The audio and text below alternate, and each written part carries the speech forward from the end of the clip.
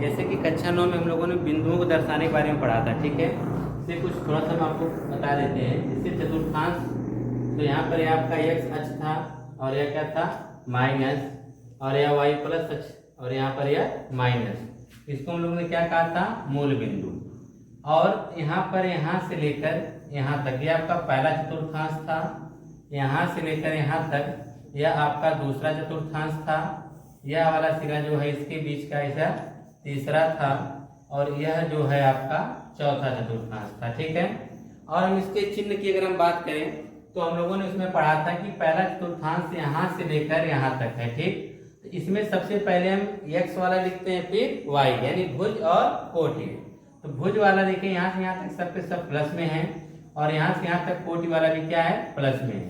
यानी पहले चतुर्थांश के दोनों बिंदु क्या हुआ करते थे, प्लस कामा प्लस। दूसरा चतुर्थांश जो हमारा है यहाँ पर आप देखेंगे तो यहाँ पर यह जो है आपका पहले भुज, पहले क्या लिखा जाता है, भुज, फिर क्या लिखते हैं, कोटि लिखते हैं। क्या लिखते हैं, कोटि।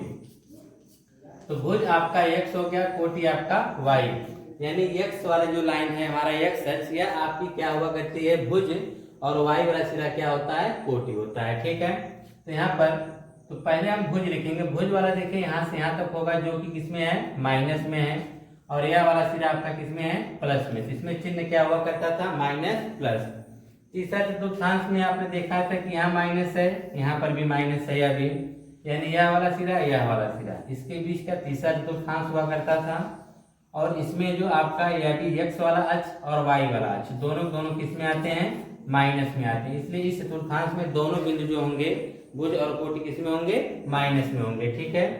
चौथा चतुर्थांश में आप देखेंगे तो यह वाला सिरा प्लस में और यह वाला सिरा माइनस में। तो पहले भुज लिखेंगे, फिर कोटि। भुज वाला सिरा किस में है, प्लस में है, और कोटि वाला किस में है, माइनस में। इस चतुर्थांश में क्या हुआ करता था, प्लस और माइनस, पहला प्लस दूसरा माइनस। यह तो 9 में जाने थे। और आपने 9 में बिंदुओं को भी दर्शाने के बारे में सीखा था कि जैसे मान लीजिए यहाँ पर आपका मूल बिंदु हुआ करता था 0,0। यहाँ इसको दर्शाते थे, मान लो 1 2 3 4 5, इधर आते थे तो -1 -2 -3 -4 -5। अगर ऊपर की तरफ जाते थे तो 1 होता था, 2 3 4 5। नीचे की तरफ आते थे तो -1 -2 -3 -4 -5। यह देखिए इनके बीच की जो दूरी है हमको बराबर रखना है, ठीक है ना। आप बराबर रखेंगे। अब होता क्या था, जैसे मान लीजिए आपको दर्शाना हो गया 5,3, तो x अक्ष पे 5 चलना है, y अक्ष पे कितना चलना है, 3। तो x अक्ष पे 5, यहाँ पे देखिए दोनों किसमें है, प्लस में, मतलब पहला चतुर्थांश। या ऐसे आप समझ लीजिए कि x वाला सिरा प्लस में है तो x वाले पे 5 चलना है। तो 1 2 3 4 5 यहाँ पहुंच गए। और y वाले कितना चलना है, 3। तो y वाला सिरा यहाँ पर है 1 2 3 यहाँ पर। तो इसको ऐसे मिलाएंगे, लेके जाते थे, इसको ऐसे, दोनों ही काट देते थे जहाँ एक दूसरे को। तो वहीं पर हमारा क्या हुआ करता था, 5,3। और एक कोई बिंदु हम ले लेते हैं, जैसे मान लो हमने कोई बिंदु ले लिया -5,3 ले लिया।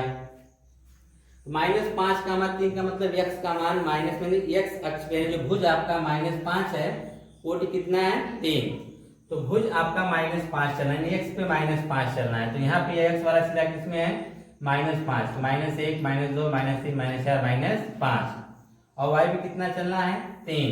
तो y पर 1 2 3 यह इधर आएगा इस तरह से, और इसको इस तरह से, दोनों एक दूसरे को काट दे रहे हैं इस बिंदु पर। यह हुआ करता था -5,3।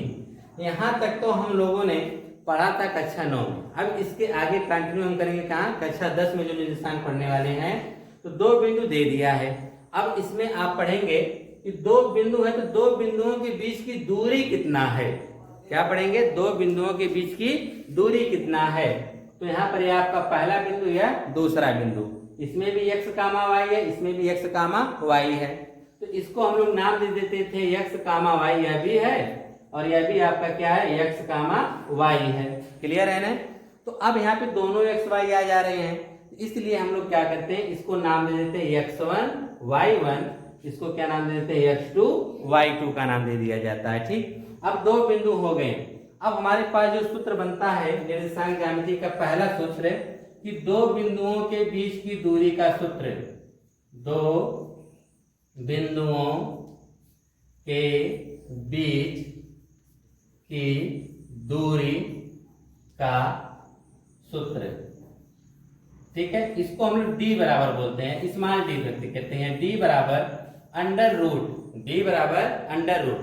अब आपके पास दो बिंदु कौन कौन से हैं? दो बिंदु हमारे पास हैं x1 कामा y1 और दूसरा बिंदु हमारे पास है x2 कामा y2। x1 x2 जान रहे हैं ना, इसको हमने x1 y1 का नाम दिया है, इसको किसका नाम दिया? x2 और y2।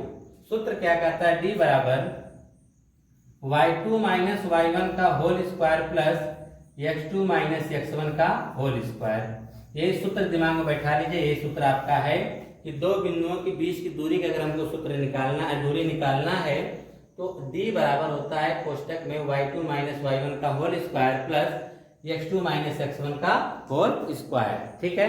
तो हमारे पास दो बिंदु हैं, मान लीजिए आपका दो बिंदु यही है, ठीक है। अगर इसके बीच की हमको दूरी निकालनी है तो हम ले सकते हैं, इसको मिटा दे रहे हैं, ठीक है। तब उसके बाद देखिए आपको क्लियर समझ में आएगा।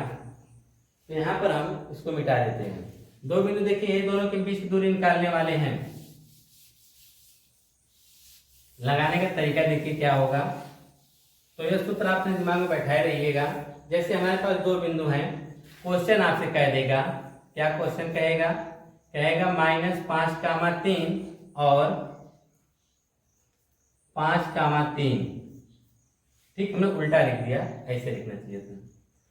5,3 माइनस 5,3 के बीच की दूरी बताइए, के बीच की दूरी बताइए। जब दूरी बताने के लिए कहेगा तो इसको हम x1 y1, इसको x2 y के नाम से जानते हैं ना। तो इसको हम लिखेंगे x1 बराबर कितना? 5, y1 बराबर कितना? 3, x2 बराबर -5, y2 बराबर क्या? 3। बीच की दूरी का सूत्र होता है d बराबर अंडर रूट, अभी हमने लिखा यहाँ पर क्या है? y2 माइनस y1 का whole square plus x2 minus x1 का होल स्क्वायर, ठीक है। अंडर रूट y2 कितना है? 3 माइनस y1 कितना है? 3, इसका क्या हो जाएगा? होल स्क्वायर प्लस x2 कितना है? -5, x2 कितना है? -5 और यहाँ फिर माइनस x1 कितना है? 5, इसका क्या हो जाएगा? Whole square. ये चीज समझ में आ रही है कि y2 कितना है? y2 कितना है? 3 माइनस y1 कितना है? 3 माइनस 3 का होल स्क्वायर हो गया प्लस x2 कितना है? -5, फिर यह माइनस x1 कितना है? 5, इसका होल स्क्वायर। अब देखिए ध्यान से, अंडर रूट 0 हो जाएगा, या 0 का स्क्वायर हो जाएगा प्लस -5 कितना हो जाएगा? -10 का होल स्क्वायर, ठीक है। उसके बाद देखिए d बराबर आपको क्या मिलेगा? अंडर रूट है, 0 का कोई मतलब है नहीं, अंडर रूट हो जाएगा -10 का स्क्वायर, जब करेंगे तो कितना हो जाएगा? 100। और हम जानते हैं कि 100 जो कड़ी में 100 का मान कितना होता है? 10। तो d बराबर कितना आ जाएगा? 10 मात्रक। कितना आ जाएगा? 10 मात्रक। d का मान कितना आएगा? 10 मात्रक। यानी दोनों बिंदुओं के बीच की जो दूरी है वह कितना है? 10 मात्रक या 10 इकाई है, ठीक है।